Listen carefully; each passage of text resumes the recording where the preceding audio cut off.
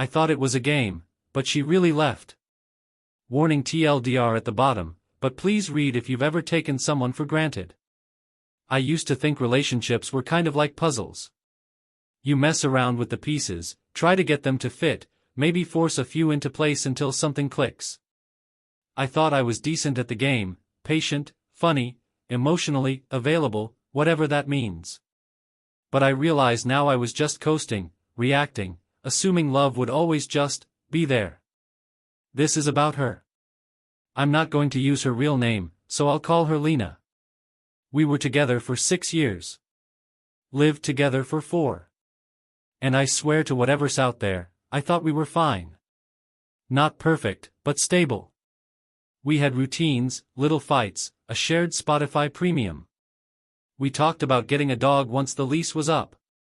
I joked about how she'd name it something stupid like Pickle, and she pretended to be offended, then laughed and said, "Pickle is adorable, you emotionless fridge." That was our vibe, a lot of sarcasm, a lot of late-night tacos, and a growing collection of dumb inside jokes that only made sense at 2 a.m. But things started shifting about a year ago. At first, it was little things. She stopped sending me memes during the day. Stopped playing footsie under the table when we were out.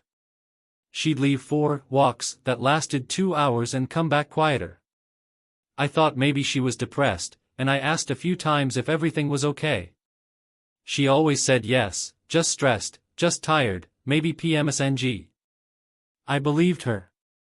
I mean, don't we all go through weird phases? Then came the questions. Loaded ones. Do you think we'd still love each other if we had to start over from scratch? If I disappeared, would you come find me, or just assume I needed space? Would you love me even if I wasn't me anymore? I laughed them off, called her a nerd, kissed her forehead. One time I said, "You thinking of joining a cult or something?" She smiled, but it didn't reach her eyes. Then one day in February, I came home and the apartment was off. Not messy. Not empty. Just off. Her favorite hoodie was gone from the hook. Her keys were missing. Her laptop, toothbrush, hair straightener, passport, all gone. But the coffee machine was still warm. Our joint calendar still showed movie night, you pick, for that evening. I called her. Straight to voicemail. Texted. Nothing. An hour passed. Then 5. By midnight, I was panicking, checking hospitals, calling her sister, who had no idea, even logging into her old Facebook. I couldn't file a missing person report yet, not until 24 hours passed. So I waited. And waited. She didn't come home. Not the next day. Not the next week. Her job called me after she didn't show up. Apparently, she'd resigned via email with a pre-written template. No explanation, just moving on to new opportunities. She'd left the cat, though. Benny. He sat by the door every night like a soldier on watch. That cat didn't meow for 2 days, like he was in mourning. I felt the same. 3 weeks later, I got a letter. A literal envelope. No return address. Just a small card inside that said, "You thought this was just another one of our games. It wasn't. Please don't try to find me. I'm okay. Be better next time." I lost it. I mean, what kind of cryptic nonsense is that? Be better? Like I was some villain in her origin story? I called her sister again. She hadn't heard anything. Her mom, who never really liked me, messaged me 2 days later saying, "It's best if you let her go. You won't understand." What does that even mean? So I did what any dumbass heartbroken guy does when he can't get closure. I went full internet detective. I scoured Reddit, Instagram, old Pinterest boards. I checked her Venmo. Found nothing. Then I remembered something.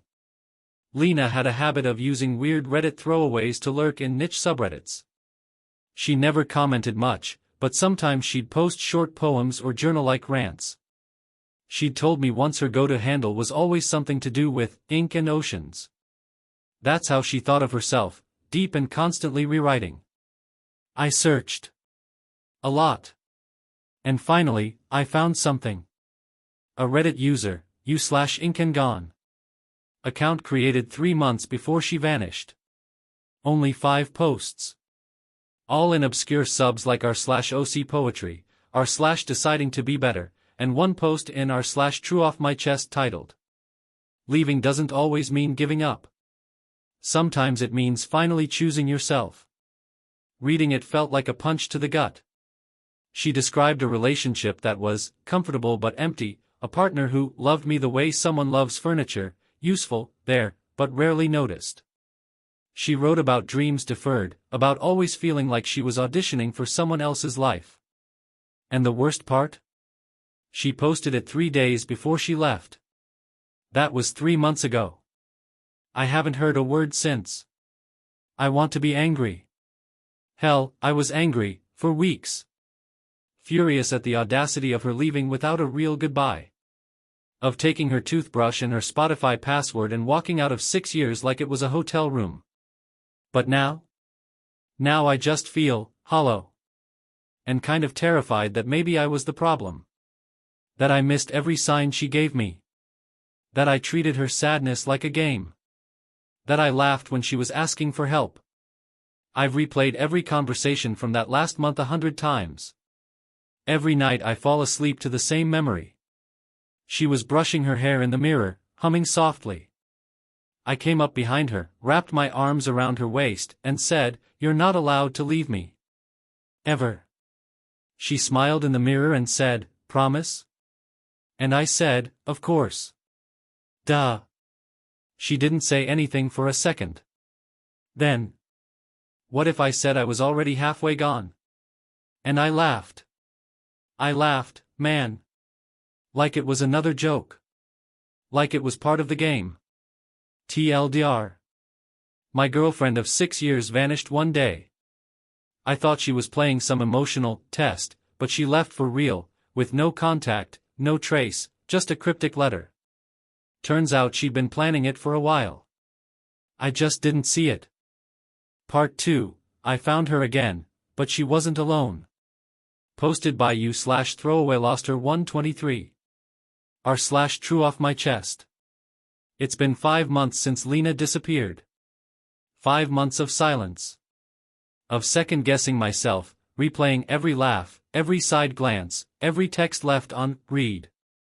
I've tried to move on. Therapy. Gym. Deleted old photos. Even blocked her Spotify so she wouldn't pop up in my friend activity, which, weirdly, felt like the hardest part. But of course, you're never really done, are you? Because life doesn't let you bury ghosts. It drags them back out by the ankle, usually when you least expect it. And sometimes they're holding a child. Let me explain. 2 weeks ago, I was visiting my cousin Josh in Austin. I hadn't seen the guy in years. We got drinks, played Mario Kart like it was 2008 again, and ended up walking through this local Saturday market downtown, one of those hipster setups with vegan soap and beeswax candles and $20 mugs that say things like, anxious but caffeinated. That's when I saw her. Not just someone who looked like her. It was her. Hair a little shorter. Same walk. Same posture. She was wearing this light blue sundress and pushing a stroller. At first, my brain flat out refused to accept it. I froze like someone unplugged my spine. Then she turned. And looked right at me. I thought, maybe, I imagined it. That maybe my brain was playing some trauma-induced trick. But she looked shocked too. She didn't wave. She didn't smile. She just stared for a few long, heart-pounding seconds, and then walked away. Fast. I yelled her name. I actually sprinted after her, like a lunatic, dodging Etsy moms and a guy selling kombucha. She cut through the vendor rows. I lost sight of her by a food truck. But I saw the back of the stroller. A navy diaper bag with little cartoon whales. And a tiny, curly-haired toddler, couldn't have been older than 3. 3. My mind went wild. I sat on a bench and just shut down. For a full hour. Then I started asking around. Vendors. Nearby stores. Eventually, someone said they thought the lady with the kid parked in a lot near 6th Street. I raced there. No sign. But that diaper bag. That stroller. That kid. Why didn't she stop? Why didn't she say anything? Did she think I'd scream at her? Did she assume I'd make a scene? Or worse, did she really not want me to know about the kid? When I got back to Josh's place, I told him everything. He's a chill guy, way more stable than me, and suggested I leave it alone. She left, man. She ghosted. Why dig that back up? But I couldn't stop. Over the next few days, I did more sleuthing. Lena had deleted her socials, but I remembered she used a Gmail for job hunting. I tried it on Google, and boom, found a LinkedIn profile with a half-visible name and a new location, Austin. The photo was her. Definitely her. Professional headshot, no kid in sight. Then I found a public parent group page, like a community for single moms in East Austin, and there was a comment from a Leah A. asking about affordable daycare. The profile pic? It was blurry, but it was her. Holding a toddler in her lap. Both smiling. I can't explain how that hit. Not anger. Not jealousy. Just confusion. And grief. Like I'd been edited out of a life I never even got to apply for. A few nights later, I sent her a message. Just. I saw you. I won't show up again. I just need to know, is she mine? I didn't expect a reply. But 2 days later, at 2:14 a.m., I got one. Her. She isn't. Please don't reach out again. I stared at that message for a long time. So, not my child. Okay. But whose then? Someone she met after she left? Or before? That timeline's tight. Real tight. And also, how do I trust her word? The person who vanished like a shadow and left me with a post-it level of closure? The next week was a blur. I didn't sleep much. Kept rereading her message, like there was a hidden code I missed. Eventually, I reached out to her sister again. She picked up after 3 rings. Me, hey. It's me. Her, yeah. I figured. Me, she told me the kid isn't mine. Her, long pause, right. Me, can I ask when she had her? Her, I don't know if I should. Me, please. Her, softly, a little under 2 years ago. After she moved to Austin. She was seeing someone. It didn't work out. Me, and she never thought to. Her, she said she wanted to start fresh. Didn't want to drag you into something that wasn't yours. I think that broke me more than the original leaving. Because it meant that this whole new life, new city, new child, new name, had space for love, for mistakes, for someone else, just not me. I'm not here to villainize her. I genuinely think she was hurting. That she needed out. That maybe I was, unknowingly, part of what made her feel trapped. But the lack of honesty, the silence, the cut cord, the letter, it turned me into a ghost in her past instead of someone she once shared a life with. Now, I'm left with this image I can't shake. Her, holding that toddler. Smiling. A real, full smile. Not the tired smirk she gave me toward the end.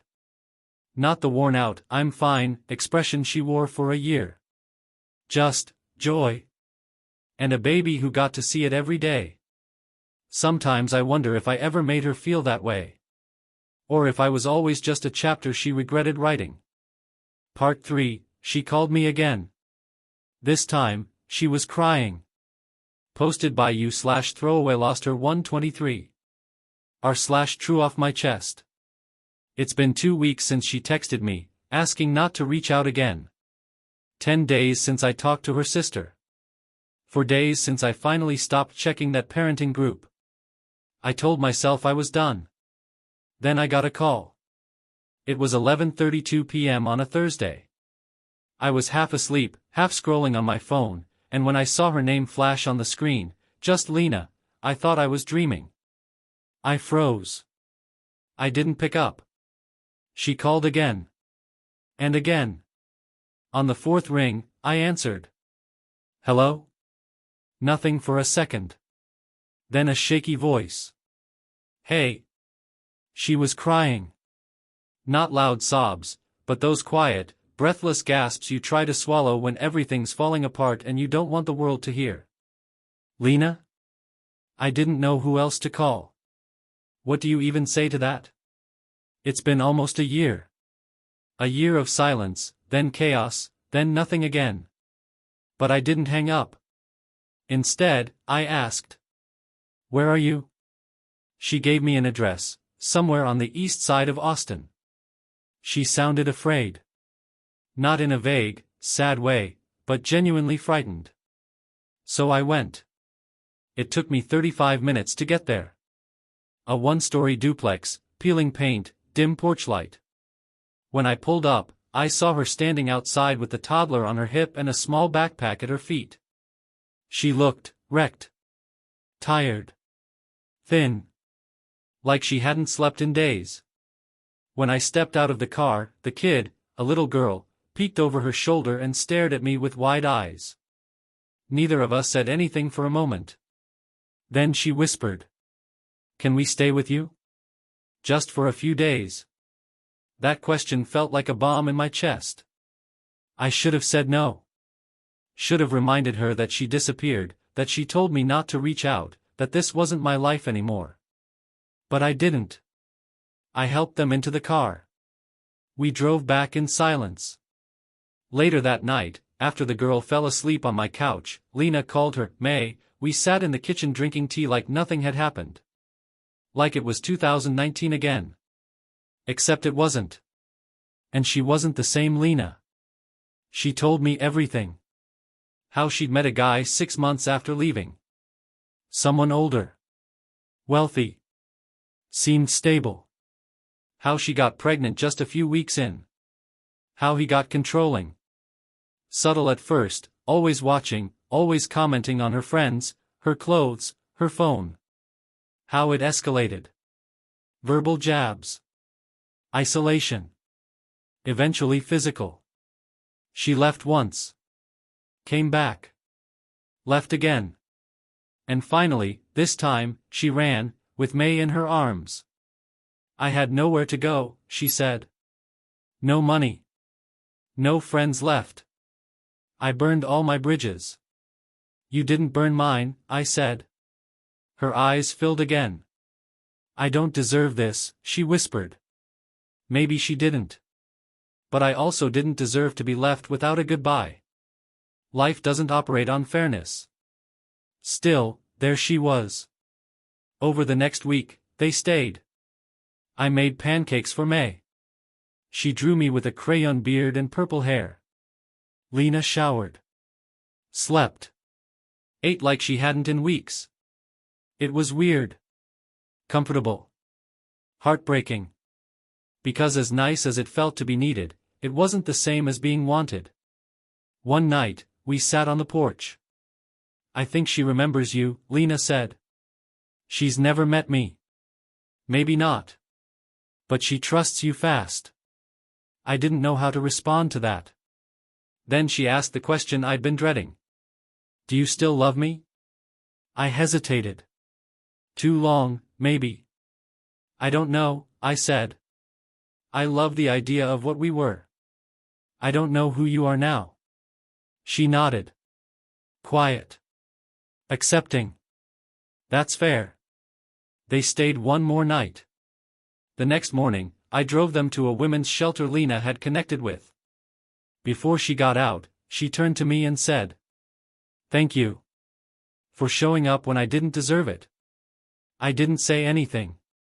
Just helped buckle May into her seat, gave her a silly wave, and watched them walk away, again. But this time, it didn't hurt as much. Because this time, I had the full story.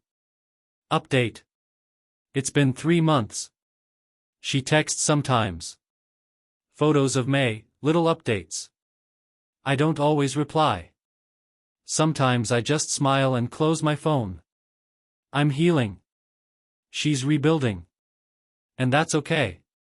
Some stories don't end with a happy reunion. Some end with peace. And maybe that's enough. Thanks for listening, Reddit. Really. Writing this down made it real. And sometimes, that's the only way you move on.